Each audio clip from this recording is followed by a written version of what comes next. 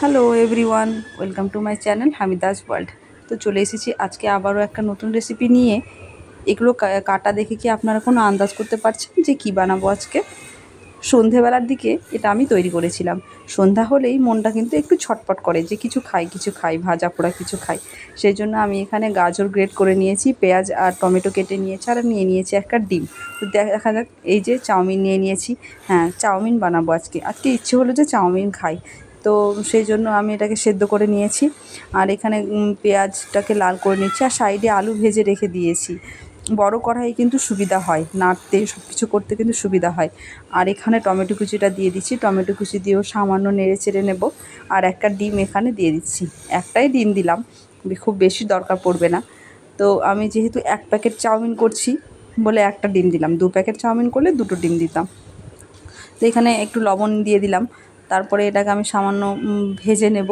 ডিমটা একটু ভাজা ভাজা না হলে কিন্তু খেতে ভালো লাগে না, আর ডিমের আষ্টে গন্ধটাও কিন্তু থেকে যায়, যেটা অনেকের পছন্দ হয় না। তো ভালোভাবে এখানে নেড়ে চেড়ে আমি এটাকে একটু মিশিয়ে নিচ্ছি টমেটোর সঙ্গে, যেন ভালোভাবে এটা মিশে যায়, তাহলে কিন্তু খেতে ভালো লাগবে। দেখুন, এইভাবেই কিন্তু আপনারা ট্রাই করবেন।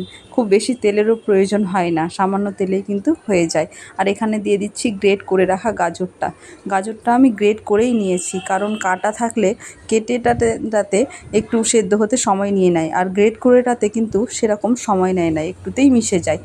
তো যেহেতু সময় কম আছে হাতে, সেজন্য আমি গ্রেট করেই নিয়েছি, যাতে চাউমিনের সঙ্গে ভালোভাবে মিশে যায়। তো এই যে দেখুন, এখানে ভালোভাবে আমি মিশিয়ে নিচ্ছি। আপনাদের সবার কেমন লাগে চাউমিন খেতে, আপনারা একটু কমেন্টে জানাবেন। আমার কিন্তু চাউমিন খেতে না দারুণ লাগে। এই যে চাউমিনটা দিয়ে দিলাম এখানে। চাউমিনটা দিয়ে এবার ভালোভাবে এটাকে মিশিয়ে নেব, এটার সঙ্গে যেন ভালোভাবে মিক্স হয়ে যায়। দেখুন কালারটা কী সুন্দর এসেছে। খুব বেশি মশলাপাতির কিন্তু এখানে প্রয়োজন হয় না। আর এখানে মশলাটা আমি একটা সবজি মশলা ইউজ করেছিলাম।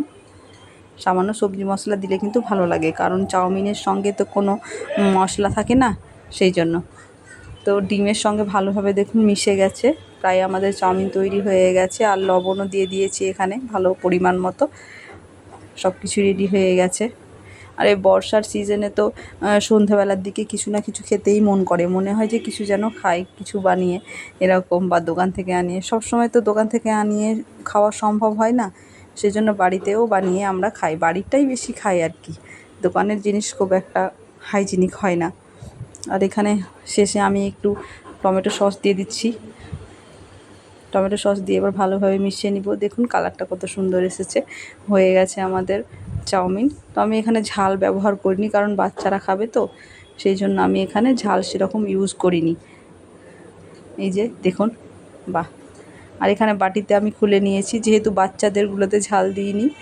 আর আমি আরেকটা বাটিতে কিন্তু আমার জন্য কাঁচা লঙ্কা দিয়ে দিয়েছি, আর এগুলো বাচ্চাদের জন্য, সেজন্য ঝাল দিইনি।